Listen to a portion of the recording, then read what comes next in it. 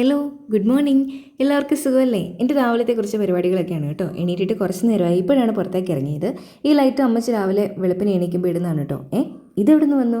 അപ്പോൾ ഞാൻ രാവിലെ കഥയൊക്കെ തുറന്ന് പുറത്തേക്ക് ഇറങ്ങാൻ നിൽക്കുമ്പോൾ ഒരാൾ അകത്തേക്ക് കയറാൻ വേണ്ടി നിൽക്കുന്നു കേട്ടോ. ഇവന് രാവിലെ എണീക്കുമ്പോൾ തന്നെ വെളിയിലേക്ക് ഇറക്കി വിടുന്നതാണ്. ഇവന് രാവിലെ ആവശ്യമുള്ള പ്രാഥമിക കർമ്മങ്ങളൊക്കെ കഴിഞ്ഞിട്ടാണ് അകത്തേക്ക് കയറുന്നത്. അപ്പോൾ ഇവൻ്റെ ഒരു പ്രത്യേകത എന്താണെന്ന് വെച്ചാൽ, ഇവൻ കുഞ്ഞുനാളിലെ തൊട്ട് ശീലിച്ചിരിക്കുന്നൊരു കാര്യമാണ്. ഇതിലേ ഇറങ്ങിപ്പോയാലും ശരി, തിരിച്ച് കയറുന്നത് ഫ്രണ്ടിലത്തെ ഡോർ വഴിയായിരിക്കും. അവൻ അങ്ങനെ അറിയത്തുള്ളൂ. ഇപ്പോൾ നമ്മൾ ഡോർ അടച്ചിട്ടേക്കുവാണെങ്കിൽ വന്ന് നിന്ന് കുറച്ച് വിളിച്ചിട്ട് ഞങ്ങളെ കണ്ട് കതക് തുറപ്പിച്ചാണ് അകത്ത് കയറുന്നത്. അപ്പോൾ ബാക്കിൽ കൂടെ ഇറങ്ങിപ്പോയി കഴിഞ്ഞാൽ ബാക്കിൽ കൂടെ തന്നെ തിരിച്ച് കയറാൻ അവൻ അറിയത്തില്ല കേട്ടോ. അപ്പോൾ ഞങ്ങളെല്ലാവരും ബാക്കിലാണെങ്കിൽ ചിലപ്പോൾ ഫ്രണ്ടിലത്തെ ഡോറൊക്കെ അടച്ചിട്ടേക്കുമായിരിക്കും. എന്നാലും അവനിങ്ങനെ ഫ്രണ്ടിൽ വന്ന് നിന്ന് കുറയ്ക്കും. അപ്പോൾ ഞാൻ രാവിലെ എഴുന്നേറ്റ് എൻ്റെ പതിവ് പരിപാടികളൊക്കെയാണ് കേട്ടോ. ഇതുപോലെ ഒരു കുരുത്തക്കേടുണ്ട് ഇവന്. ചില സമയത്ത് ഇങ്ങനെ അടിച്ചു വാരുമൊക്കെ ആണെങ്കിൽ അതിനകത്ത് വന്ന് കിടക്കും. ഭയങ്കര കുരുത്തക്കേടൊക്കെ ആണെങ്കിലും നമ്മൾ കാര്യം പറഞ്ഞൊക്കെ കൊടുത്തു കഴിഞ്ഞാൽ മനസ്സിലാവും കേട്ടോ. ഒരു പ്രാവശ്യം തന്നെയൊക്കെ പറഞ്ഞു കഴിഞ്ഞാൽ അവനത് മനസ്സിലാവും, നല്ല അനുസരിക്കുകയും ചെയ്യും നല്ല രീതിയിൽ. അതുകൊണ്ട് എനിക്ക് തന്നെ ഭയങ്കര ഇഷ്ടമാണ് കേട്ടോ. അതുകൊണ്ട് ഒരുപാട് വഴക്കൊന്നും പറയേണ്ട ആവശ്യം വന്നിട്ടില്ല. ഇലകളൊക്കെ കൊഴിഞ്ഞ് തീരാറായതുകൊണ്ട് നമ്മളിപ്പോൾ രാവിലെ മുറ്റം അടിക്കാറില്ല. തന്നെയുമല്ല ഇപ്പോൾ നല്ല പൊടിയുണ്ടല്ലോ. അപ്പോൾ രാവിലെ തന്നെ മുഷി ഉണ്ടായെന്ന് വിചാരിച്ചു. തന്നെയുമല്ല പകൽ നല്ല കാറ്റും വീശി വൈകുന്നേരം ആകുമ്പോഴത്തേക്കും മുറ്റം നിറച്ച് ഇലകളായിരിക്കും. അപ്പോൾ ഫുള്ളായിട്ട് ക്ലീൻ ചെയ്ത് കുളിച്ച് ബാക്കിയുള്ള കാര്യങ്ങളൊക്കെ ചെയ്യാമല്ലോ. അങ്ങനെ തീരുമാനിച്ചിരിക്കുകയാണ് ഞങ്ങൾ രണ്ടുപേരും. അങ്ങനെ നല്ല വെയിലൊക്കെ ആവുന്നതിന് മുന്നേ തന്നെ മുറ്റത്തൂടെയും പറമ്പിക്കൂടെയൊക്കെ നടക്കാമെന്ന് വിചാരിച്ചു. അമ്മച്ചിയുടെ പുറകെ കൂടെ ഇതാണ് കേട്ടോ.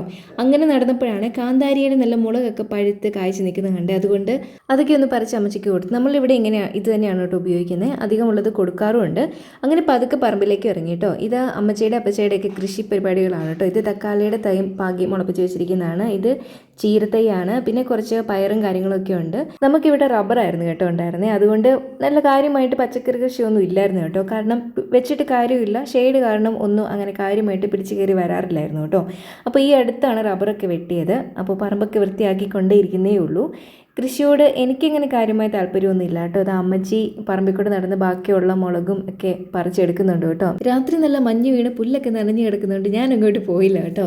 അപ്പോൾ റബ്ബർ വെട്ടിയിട്ട് ബാക്കി വന്ന വിറകൊക്കെ മൂടി വെച്ചേക്കുന്ന കേട്ടോ കാണുന്നത്. നമുക്ക് വിറകടുപ്പില്ലാത്തത് കൊണ്ട് വിറക് കുറച്ചൊക്കെ കൊടുക്കുകയാണ് ചെയ്തേ. ഈ കാഴ്ച നിൽക്കുന്ന കപ്പളം കണ്ടോ, റെഡ് ലേഡി ആണ് കേട്ടോ. റെഡ് ലേഡി ആണെന്ന് പറഞ്ഞ് നട്ട് വെച്ചിരിക്കുന്നതാണ്. അതും അമ്മച്ചി കുരുപാകി മുളപ്പിച്ചതാണ്. ആദ്യമായിട്ടാണ് കാഴ്ചയ്ക്കുന്നത്. ഇത് അമ്മച്ചിയുടെ കോഴിപ്പെണ്ണുങ്ങളാണ്. പിന്നെ നമ്മുടെ മുറ്റത്ത് കുറച്ച് ചീരയൊക്കെ നട്ട് വെച്ചിട്ടുണ്ട്, അതും ആയി വരുന്നുണ്ട്.